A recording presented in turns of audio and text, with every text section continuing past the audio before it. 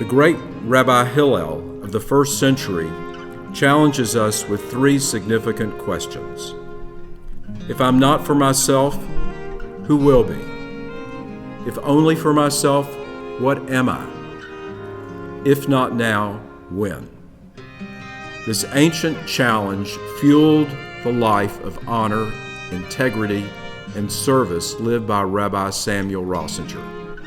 During his 50-year tenure, Rabbi Rosinger cast a giant shadow of compassion, courage, leadership, and faith that touched more lives in this community than we will ever know. It is this legacy and our Love Thy Neighbor initiative that fuel the establishment of the most prestigious and significant honor created by Temple Emmanuel in the Southeast Texas Jewish community. In search of a rabbi, the Reformed Congregation of Beaumont posted an oddly worded advertisement which read, "Rabbi wanted for Congregation Temple Emmanuel of Beaumont, Texas. Applicants may be graduates of the Hebrew Union College or the Jewish Theological Seminary. He must be a good mixer." Through this advertisement, however, Congregation Temple Emmanuel found a truly remarkable man, Samuel Rosinger, a native of Hungary, educated in Switzerland, Berlin, Columbia University, and the Jewish Theological Seminary. Rabbi Rosinger delivered his trial sermon on August 24, 1910. His last sermon to his congregation was to be delivered some 50 years later. This courageous, gentle, loving man was to stand up to the fury of the Ku Klux Klan, racial hatred, and violence, and yet is remembered as teacher, guide, counselor, and comforter to 3 generations of Beaumont Jewish families. He was the cohesive force of his day for the entire community, offering himself equally to all Beaumonters. Rabbi Rosinger's incredible impact on the greater Beaumont community can still be felt today. Bishop Curtis John Guillory shares the same principles and is the reason he was chosen to receive the 2016 Rabbi Samuel Rosinger Humanitarian Award. Curtis John Guillory was born to Wilfred and Teresa Guillory on September 1, 1943, in Mallet, St. Landry Parish, Louisiana. He is the oldest of 16 children. He is from the Diocese of Lafayette, as are 6 of the 13 African American bishops. He earned a Bachelor of Arts degree from the Divine Word College at Epworth, Iowa in 1968, and later earned a Master's of Divinity degree at the Catholic Theological Union in Chicago. Young Curtis entered the Society of Divine Word St. Augustine Seminary in Bay St. Louis, Louisiana, where in addition to his studies, he played on the seminary baseball team. Father Guillory later earned a master's degree in Christian spirituality from Creighton University in Omaha, Nebraska in 1986. His first assignment was to St. Augustine Parish in New Orleans. The highlight of his New Orleans years was being the coordinator of the visit of Pope John Paul II in New Orleans. Father Guillory was announced as Auxiliary Bishop of the Galveston-Houston Diocese on December 29, 1987, and ordained on February 19, 1988. Curtis John Guillory became the 5th bishop of the 34-year-old Beaumont Diocese on July 28, 2000. He is known for his frequent visits of parishes and schools. Bishop Guillory was selected chair of the Committee of African American Catholics. He was probably the only bishop to carry the Olympic torch in 1996 when it traveled across the country. Bishop Guillory chose for his Episcopal motto Romans chapter 8, verse 28, "For those who love God, all things work together for good." reading the life of the rabbi was a real inspiration. And in a sense, I can feel his spirit still very much alive in our community. He obviously did a lot of good work on behalf of humanity, and he was definitely a humanitarian.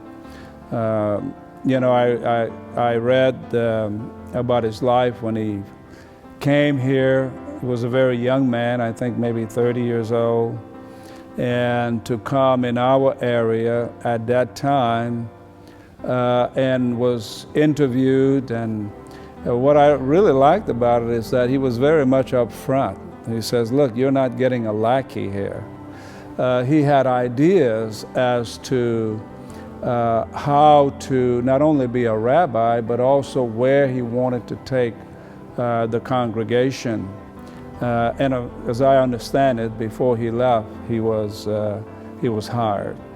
Rabbi Rosinger, you know, mentioned that, you know, we have to guard and protect our humanity. And times such as 9/11 and even today, you know, it is easy for us to become like the perpetrators. For instance, with the terrorists, we can make a general statement or a general conclusion that all Muslims are terrorists or have terroristic leniencies. And so, you know, we have to go by our faith. We have to go by our Constitution in our own country. And I think that has to be the guiding light. Otherwise, it's very easy to become, as I said, like the terrorists, like the perpetrators. And it's a very difficult thing to do. I think it takes a lot of reflective prayer to do so. And that I think it is so important to pray together, to work together, particularly work together for social justice, and to enhance humanity. And I have tried to certainly reach out and work with and pray with the Jewish community, the other denominations, interfaith Muslim communities. And I remember right after 9/11, and I had pretty much just gotten here, that the Jewish rabbi, the Muslim community, myself, the leadership, we all came together in this cathedral and published a joint statement because it was a very tense and trying times. And I would describe the Jewish and Catholic relationship as very good. And again, we have to go back to the rabbi, because he planted the seeds in many ways. And that seed continues to grow, the seed of equality, of justice, of peace, of love. If you remember, one of the first things he did when he came over, when he took over the temple, is that he reached out to the other denominations. He reached out to the political and civic organizations. He was very involved. And the message was always our common humanity, and that we must work and pray to enhance, to build and to protect our common humanity. And of course that is done through dialogue. You know, I think one of the problems we face today is you know, we make judgments about people not based on facts, but rather based on myth or perception. You know, what we heard, in many ways, the prejudices of someone else, and a lot of times it's our friends, can really take hold of us. And so I think his point was, you have to dialogue. You have to understand the other. You have to walk in the shoes of the other.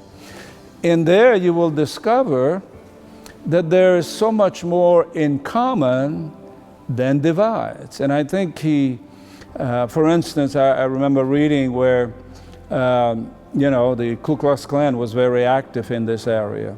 And he reached out to the Catholic leadership.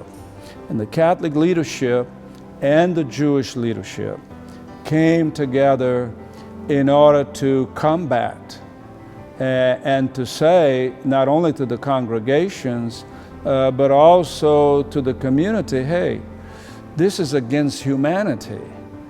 We must speak out, and we must show through our dialogue and relationships that that's not what God intended.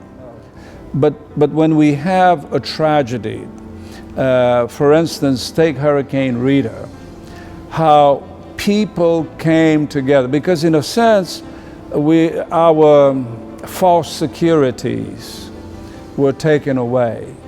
The fence was torn down, the fence that divides us. And so we were able to more clearly see our common humanity, our common plight, and we are really dependent, first of all, dependent on Almighty God, but interdependent upon one another.